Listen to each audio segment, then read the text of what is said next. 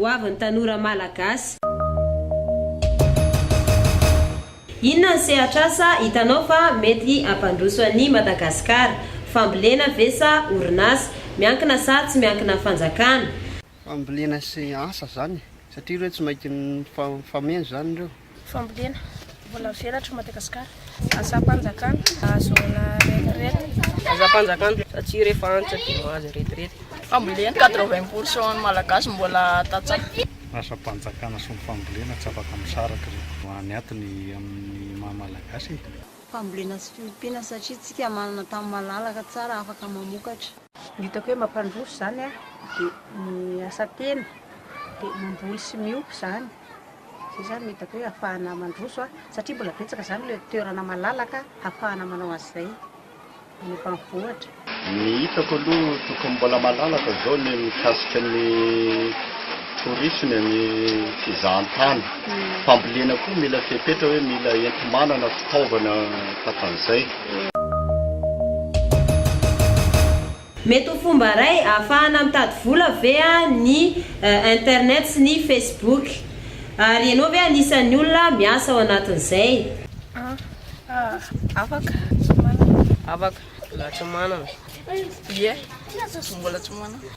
Afaka hitadiavana ilay izy raha ohatra hoe momba ny tady asa fotsiny ianao dia efa zay zany dia efa ilana ilay hoe internet sy Facebook. Tsy manana aloha zao. Ho an'izay mampiasa azy aloha, fa za tsy mampiasa tsy manana.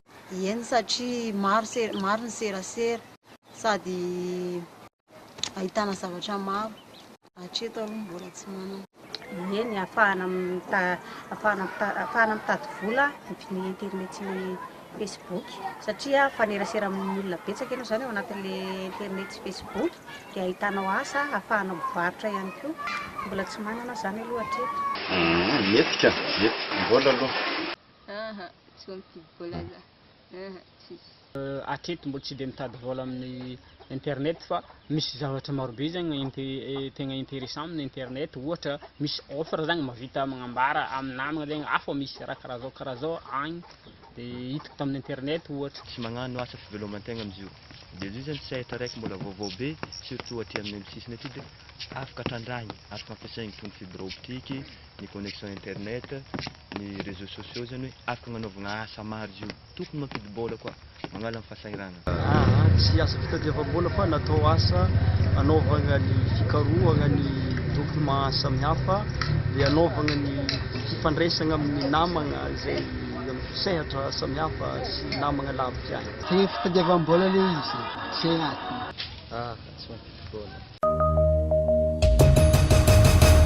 Iza ny tomponatoka voalohany amin'ny hoavinao ianao ihany ve sa fianakaviana sa fanjakana? Fianakaviana. Za ihany. Za. Fianakaviana sy fanjakana? Miaraka ireo. Za ihany tompona andraikitra amin'ny hoavy. Dia ny tenako ihany zany no ahafahako mandroso. Fa tsy mety hatramin'ny olona zany. Tokony izy aloha dia nao tompon'ny tenanao mihitsy aloha no tokony afaka amin'ny hoavin'ny firenena dia manampy angamba amin'ny fanjakana. Ny fianarana zany tsy maintsy fanjakana regny zegny ny responsable azy. Raha ohatra ka tsisy zegny ny fanjakana lasa na mahaizana tegna dia lasa tsy dia normal loatra. Fa tegna fampiankina tsara amin'ny fanjakana zany ilay ny hoavy. Tena miankina amin'ny fanjakana zany fiainana manontolo. Avy amin'ny fanjakana zany no ain'ny vahoaka. Ny hoavinaha zegny ohatra dinihika amin'ny ohatra tadidika tsara be ilay izy miankeva amin'ny fanjakana io ampolisy fiainana ohatra za mianatra dia finarinanahy tandronahy amin'ny asam-panjakana mahazo asam-panjakana dia mindraigny nieritreretiko ny hoavinahy misy fehinkiny fanjakana tavely fanjakana hitako hoe mitaiza magnabe avy amin'ny fanjakana azoako ny hoavinahy azoako aveniranahy.